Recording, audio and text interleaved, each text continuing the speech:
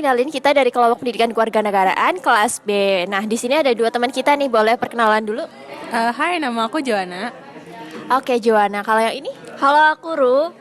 Oke, ada Joanna sama Arun. Nah, Joanna ikut paguyuban apa nih? Jakarta Merdeka. Jakarta Merdeka. Kalau Ruru? Kalau aku Himadiwa, Himpunan Mahasiswa di Pati Ewangga.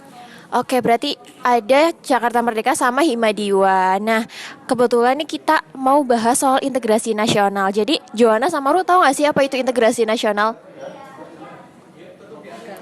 Oke, aku jelasin sedikit ya. Jadi integrasi nasional ini merupakan suatu proses penyatuan keberagaman masyarakat. Misalnya kayak ada perbedaan ras, suku, budaya gitu. Itu kan beda-beda ya.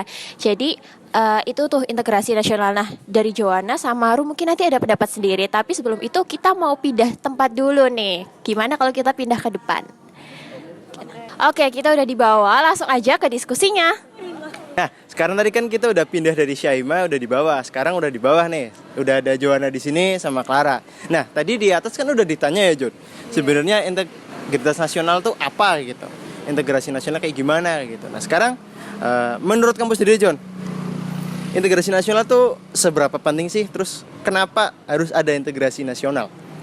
Integrasi nasional itu tentu penting banget ya, karena dengan integrasi nasional maka kesatuan-kesatuan negara kita akan terjaga dan akan harusnya lebih kuat gitu loh, dengan menghadapi masalah-masalah yang sekarang ini lebih banyak terjadi, dari mulai masalah isu keagamaan, isu ras, isu-isu politik, seperti itu.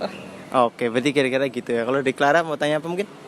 Oke, dari aku nih ya. Pertanyaan dari aku, kita kan lagi di generasi modern dan generasi muda juga nih kan.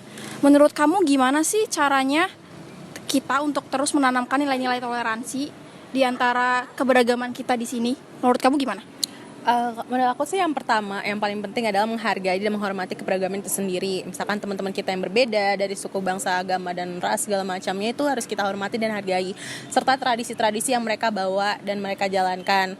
Yang kedua adalah menanamkan pemikiran-pemikiran yang positif bahwa kita ini sebagai sebagai anak muda, terutama sebagai bangsa Indonesia ini adalah penerus-penerus bangsa yang menurut aku zaman sekarang ini jangan sampai ada perpecahan gitu loh, dengan adanya ancaman-ancaman dari globalisasi dan segala macam.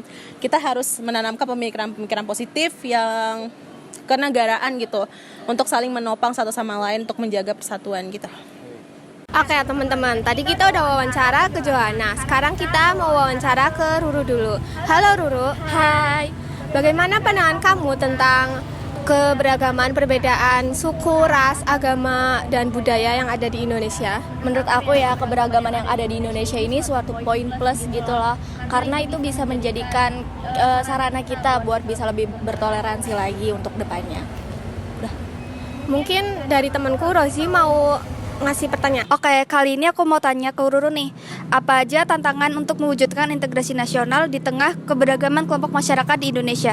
Kalau untuk aku sendiri selama 18 tahun aku hidup di Indonesia itu belum ada tantangannya sendiri sih, karena aku tumbuh besar tuh di lingkungan yang homogen gitu loh. Jadi nggak ada perbedaan yang berbeda-berbeda banget gitu. Oke, tadi kita udah mewawancari dua orang, ada Joanna sama si Ru, dan kita tahu bahwa ternyata integrasi nasional itu penting banget buat negara kita, karena memang dia itu menjadi hal yang sangat utama dalam keberagaman di Indonesia itu. Jadi gitu aja dari kelompok kami, sekian, terima kasih.